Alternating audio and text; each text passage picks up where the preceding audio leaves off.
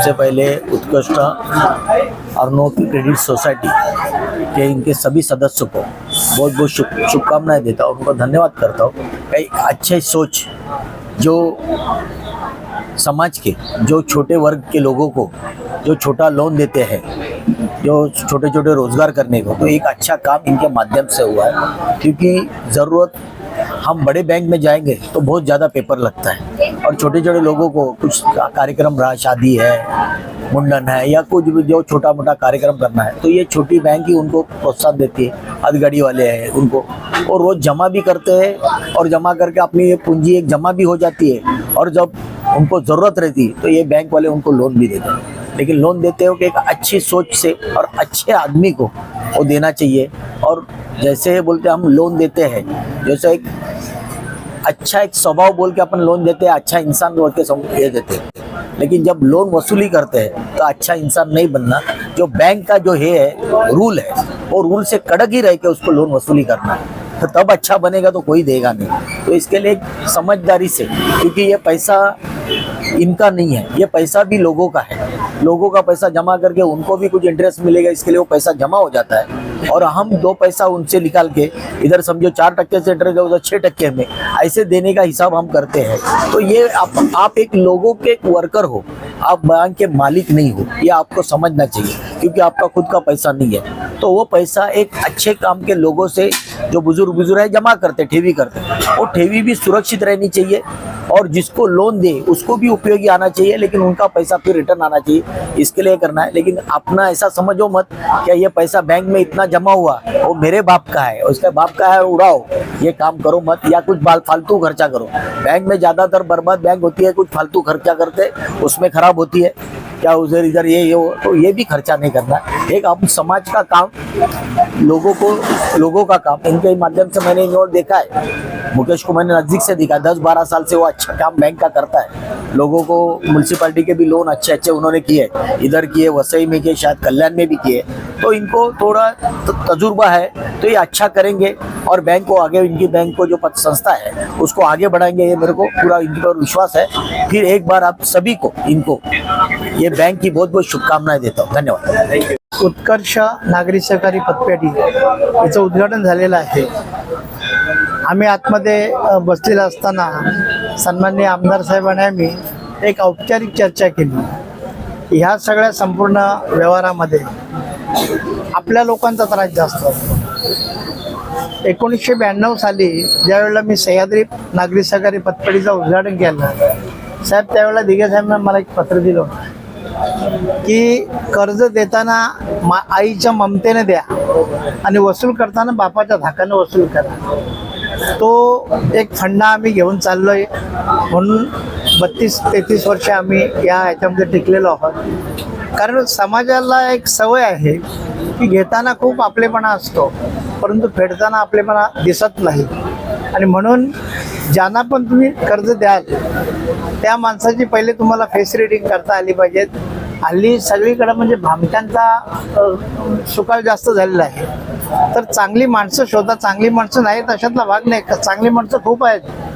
आमच्या कारविलीला ती जय बजरंग पतपेढी जेव्हा सुरू केली, गावातील अनेक चांगल्या माणसांनी म्हणजे बिगर व्याजाने पैसे ठेवले, असे पण लोक असतात आणि व्याजासहित बुडवणारे पण लोक असतात। आता आपण कोणत्या सोबत जायचं हे आपण ठरवलं पाहिजे। आणि दुसरी गोष्ट, ही आपली पतसंस्था आहे। पत म्हणजे काय? पत म्हणजे तुमची क्रेडिट। एक पत या शब्दाचा एक छोटंसं उदाहरण देतो ना, माझं भाषण संपवतो। शिवाजी महाराजांचं स्वराज्य चालू असताना स्वराज्याला काही अडचणी आल्या, स्वराज्याला पैशाची गरज पडली, म्हणून शिवाजी महाराज एका सावकाराकडे गेले। सावकाराला सांगितले आम्हाला असं म्हणजे कर्ज पाहिजे। ते बोलले तारण काय देणार, म्हणजे मॉर्गेज काय देणार? तर महाराज बोलले की माझ्याकडे मॉर्गेज द्यायला काहीच नाही। तुला असं कसं?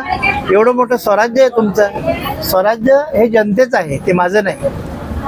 तर मग तुम्ही तारण काय देणार? समोर बघितलं खाली जमिनीवर 2 पेंड्याच्या काड्या पडलेल्या होत्या, उचलल्या आणि सांगितलं की हे माझं तारण।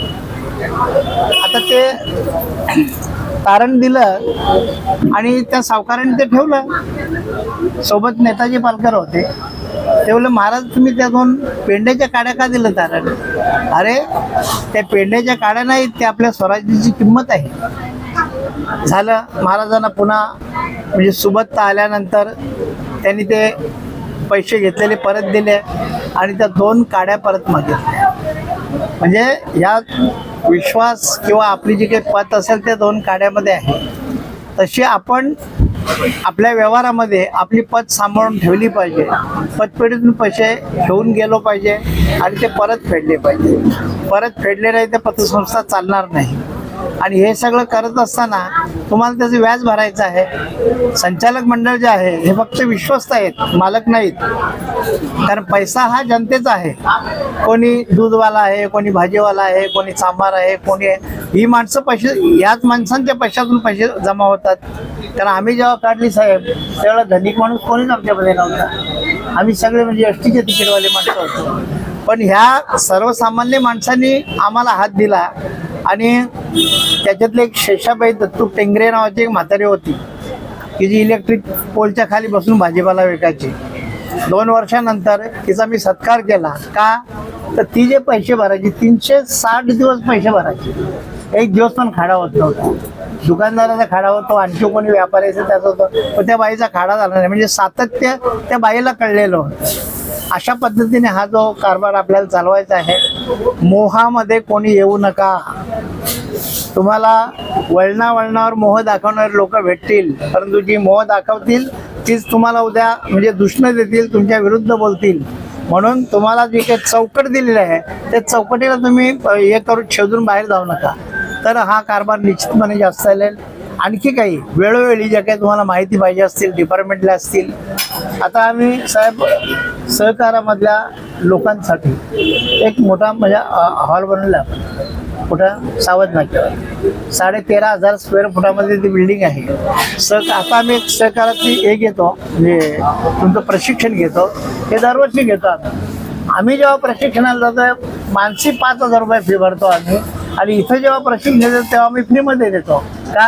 ही सगळी आपली माणसं आहे. ही आपली माणसं सहकारामध्ये म्हणजे चांगली प्रगत व्हावी.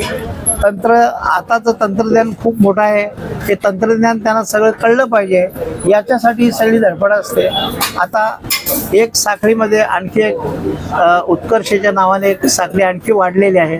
तर अशाच भिवंडी तालुक्यातील आणि परिसरातील सगळ्या सहकारी संस्थांनी घेऊन आपण पुढे जाऊया. आणि तुम्ही सगळे आपण एकत्र सोबत असू. आपल्यासोबत आमदार साहेब आहेत, आमचे यांच्या वतीने मी पतसंस्थेला पुन्हा एकदा धन्यवाद देतो. आणि यांनी ज्यांनी हे केलेलं आहे हे तुम्ही हे जे आहे हे सतीचं वाण आहे.